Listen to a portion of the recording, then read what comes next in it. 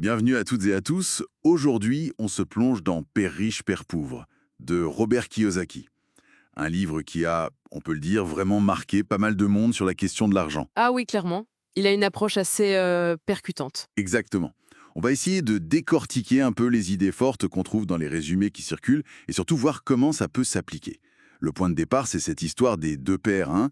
Le père pauvre, très éduqué, mais financièrement limité. C'est ça. Et en face, le père riche, qui lui est plutôt parti de rien, entrepreneur, et qui a atteint l'indépendance financière. Une structure narrative assez maligne pour faire passer des concepts financiers finalement. Tout à fait. Et votre but, c'est un peu de voir ce qu'il y a derrière l'anecdote, comprendre cette philosophie, comment on passe d'une logique de simple salaire à une vision plus entrepreneuriale ou d'investisseur, si on suit les leçons du livre, bien sûr. Alors, commençons par la base. Leçon numéro 1. L'importance de l'éducation financière. Le livre dit que l'école, bon, ça suffit pas pour être libre financièrement. Ça interpelle un peu, non? Bah oui, carrément, parce que ça pointe du doigt une vraie lacune, je trouve, dans l'éducation classique. L'idée principale, c'est qu'il faut aller chercher l'info soi-même, comprendre comment l'argent fonctionne vraiment, l'investissement, les marchés, comment on crée de la valeur. Et concrètement, ça veut dire quoi? Lire des bouquins? Oui, par exemple, lire, suivre des formations en ligne, s'intéresser à l'économie, aux finances perso, c'est un apprentissage qui ne s'arrête jamais en fait. D'accord. Deuxième point important, la fameuse distinction entre actif et passif. Ça semble basique, mais est-ce que c'est si clair pour tout le monde? En théorie, c'est simple, oui. Mais en pratique, c'est très puissant. Un actif, ça te rapporte de l'argent ou ça prend de la valeur. Pense immobilier locatif, action, une entreprise qui tourne. Un passif, au contraire, ça te coûte de l'argent. Les crédits conso pour des trucs qui perdent de la valeur, une voiture un peu trop chère peut-être. Mhm. Et le livre insiste là-dessus. Beaucoup de gens, notamment la classe moyenne, achètent des passifs en pensant que ce sont des actifs. Le classique exemple, c'est parfois la résidence principale. Ah oui, c'est un débat ça. Exactement.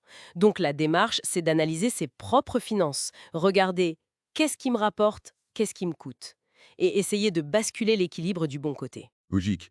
Et ça nous amène tout droit à la troisième leçon, faire travailler l'argent pour soi, plutôt que de travailler toute sa vie pour de l'argent.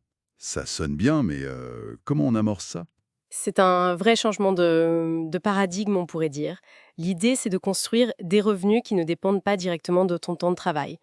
Le livre, ou en tout cas son résumé, donne des pistes. L'immobilier locatif pour toucher des loyers, créer un business, même en ligne, qui peut tourner sans que tu sois là 24h/7, ou les revenus de la bourse, comme les dividendes.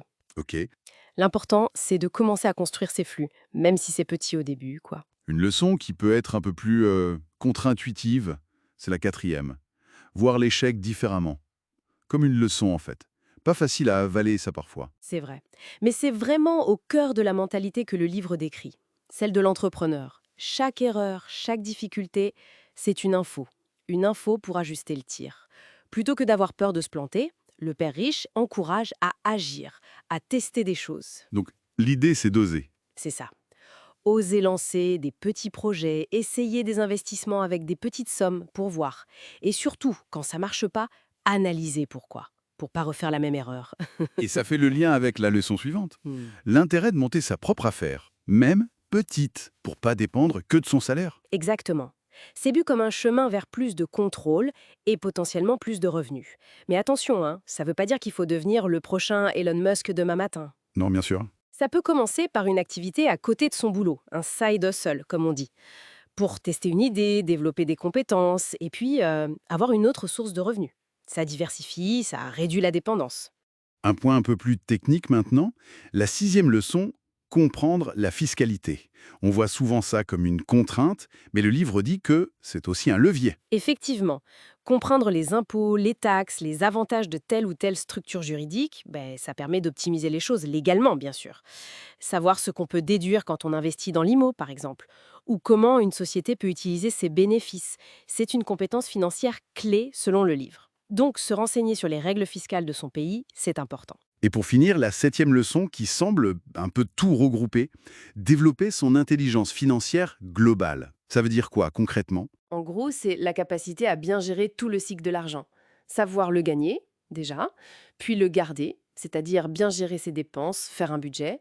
Ensuite, le faire fructifier, investir, diversifier, et enfin le protéger, assurance, comprendre les risques. D'accord, une vision à 360 degrés, quoi. C'est ça, c'est une gestion de patrimoine personnel, mais qui va plus loin que juste avoir un bon salaire. Ok, si on devait résumer l'application de tout ça, on retient quoi? D'abord, un changement d'état d'esprit.